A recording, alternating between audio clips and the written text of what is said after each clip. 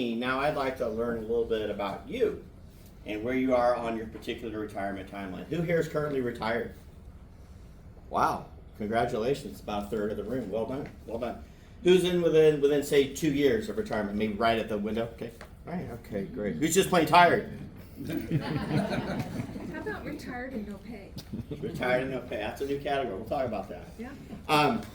All right, thanks for answering. That really gives me a good idea. I feel like most of the room is definitely in the right spot tonight because we're going to be talking about, you guessed it, Social Security, the one asset all of you have in common.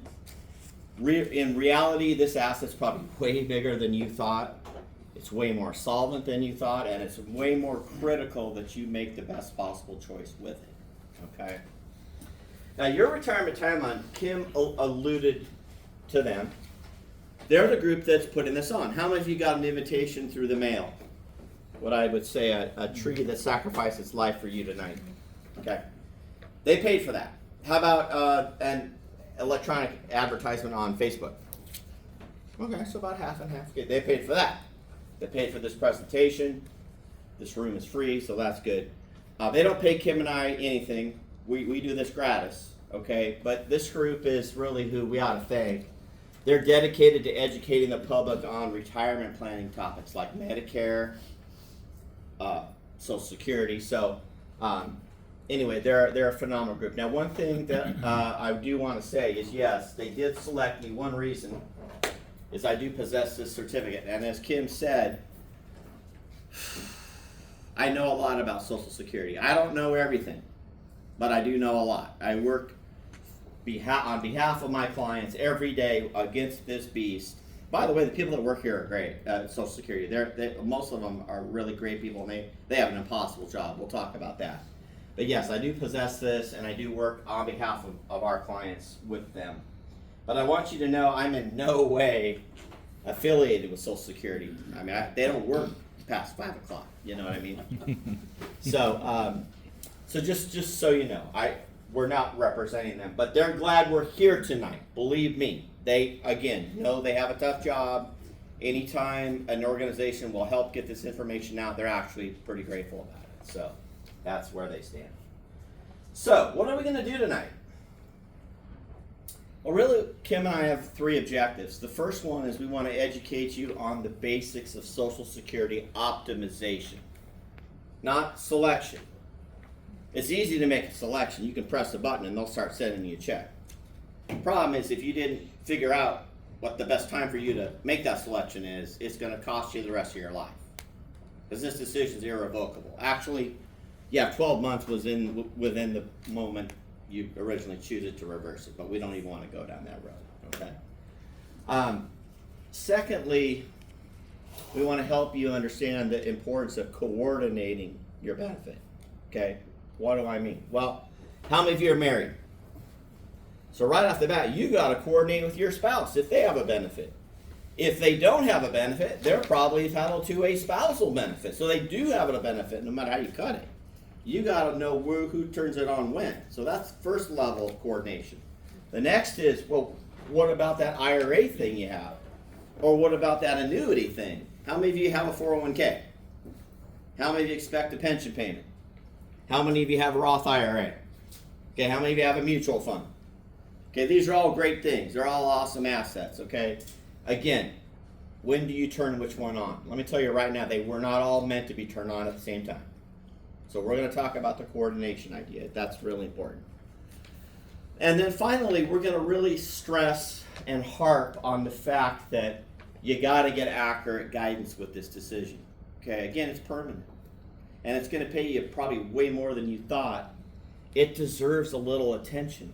Okay, and obviously you guys get that. You're here tonight. You're the least of our worries out there. But what we're going to encourage you to do is take this hour, get your fundamentals going, and follow up and see a professional about your situation. You know, if you have a current advisor, great. Take this meeting to them and say, now what do we do? If they don't have an answer or they give the old just turn it on, red flag. That's a problem, okay? You need to find someone who does know how this thing works. You really, really do. So we're going to encourage you to do that. Okay, what are we going to do in retirement? So we're all different. Some of us are going to travel. Some of us are going to do nothing. Some of us mainly spoiling the grandkids, right? Hey, that's great. Whatever you want to do, it's going to be your thing. The thing is, what if you could have a paycheck and a playcheck? In other words, what if you had a check coming in every month that you didn't have to do anything for, that could cover those bills you have every month that you don't, that is coming, cell phone, all that fun stuff. That's where Social Security can come in, and it can be what we call a paycheck, where it covers those things you got to pay. And what if we could squeeze a $300-400 more out of it than we thought we could? Wow. That could be pretty cool, right? That could free you up more money maybe for paychecks. So that's one of the reasons we like you to really understand how to optimize your choice, because you can squeeze more money out of it than you probably thought. But whatever it is you're going to do, what are you going to need? And I mean, whatever you're going to do in retirement, what's the one thing you're going to have? Money, right? For how long? Longer than you probably thought. NPR did a study on life expectancy. Okay, what they're expecting at this point going forward. What you're seeing is we're living probably a lot longer than we even thought. All right? So, males that are 65 tonight, your expectancy according to NPR's work, and it was pretty extensive piece of work. They're expecting you to live to 84 years, 3 months. Okay, expecting 84.3. Ladies, congratulations, you still got 86.4 expectancy. Now, does that mean we're all going to hit 86.4 and call it good? What does it mean? Some of us are going to go beyond that.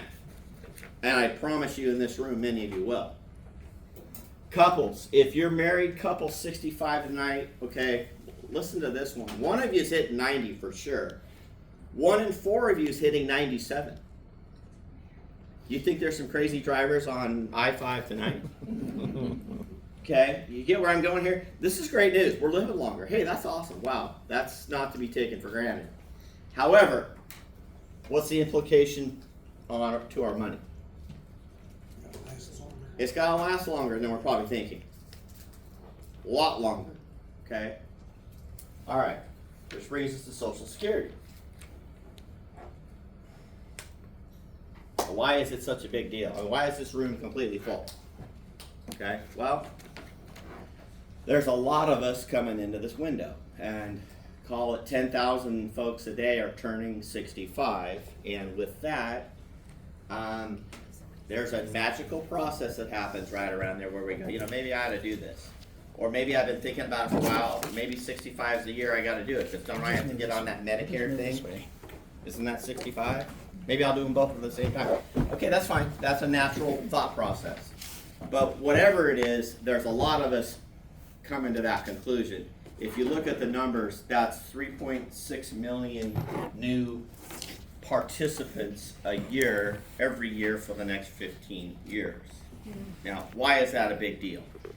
Well, pretend you're one of the call centers in Salt Lake City, Utah. One of the call centers, Social Security. In fact, let's go to Omaha, Nebraska. It's 8:30 a.m. Central Time. You're putting your headset on. You got your coffee going. Your screen's on. Your manager's saying, "All right, team, let's go." What do you think your screen's doing? It's lighting up like the 4th of July every day, every morning. Completely full. Okay. California's not even online yet. That's the 5th largest economy in the world. That's coming in about 2 hours. What do you think they're going to be able to do for you on that phone call? You think they got 3 hours to sit there and go through your, you and your husband, and there's a spousal benefit because you made quite a bit less than him, and okay, let's look at, you had a previous marriage. Okay, so in that case, do you think they have 3-4 hours for you? I want to get real with you right away. They don't. Yeah, and they're not trying to be rude. They have that many callers in the queue. What I'm telling you is when you call in to turn on your benefit, they have 2 jobs: to identify that you're you and to commence your benefit. They don't have the licensing, they don't have the time to make a recommendation for you. And if you start stumbling on that call, I'm not sure how this spousal thing works. Sir, we have a wonderful frequently asked question in our website. I'm going to direct you to that. That's what's going to happen. Again, they're not being mean. They are in an impossible spot. There's no call center in the world ready for you guys. Forget it. But what does that mean?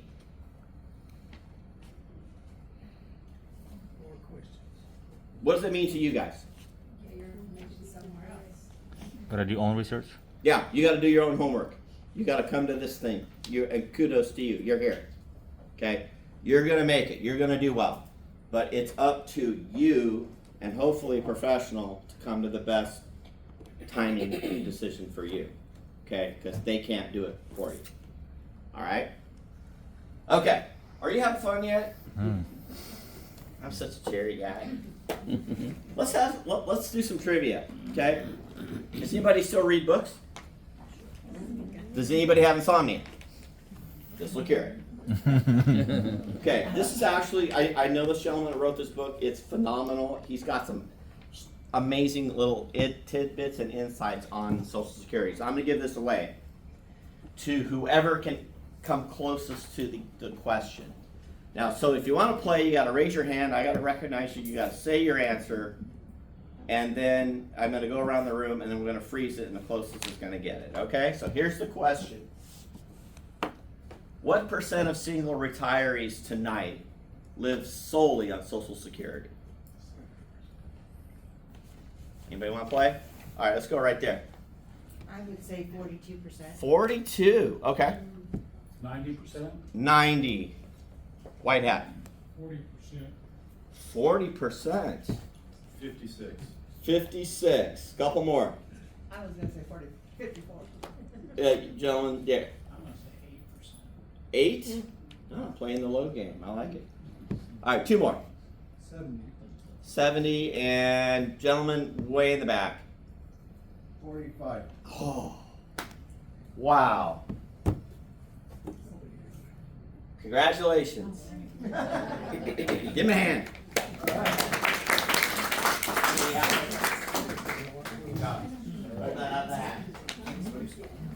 All right, 43%. What do you guys think of that number? Good, bad, scary, unbelievable. Half of the people. A lot of people hurt. A lot of people hurting. Well, I don't know if it's good or bad. I do know it's accurate. And I would say if that was me, I hope I got everything out of, in other words, if this thing is my sole check, let's pray that I got every dollar out of that thing. Okay? And I actually skipped this point, so I got to throw it in now. Social Security told us that they believe 13% of retirees today are getting their full benefit. Okay, how many of you want your full benefit, to be honest? Go ahead, you're not greedy. Okay, they think about 13% of you are gonna get it. Why do you think that's happening? People don't know Don't know what? how to get all of them. Okay, don't know how to get off their full benefit. They don't know Absolutely. what they don't know. Or they take it too early. Take it too early, getting a big reduction. I agree with both you guys. I'll take one more. Sure. So, when is the right age for retirement? Is it 65 or is it 40 or is it? The $1 billion question. I know, see? Used to be $1 million question. Now it's $1 billion. That's why you're here tonight. Well, no, because I'm 62. Before you even get going, it doesn't matter. You're you and you're unique. According to Social Security, I'm answering your question. There's 554 different scenarios one can draw their benefit. How many? 554. Well, Now, if you're sitting there going, Neil, come on, how hard can this be? Well, consider this. We have clients, married couple. He's 64, she's 62. He was married 15 years, he's a widower. She was married 27 years, divorcee. They remarried. He makes quite a bit more than she does. She has a pension from England, believe it or not. Okay, which conflicts slightly with social. There's an agreement there.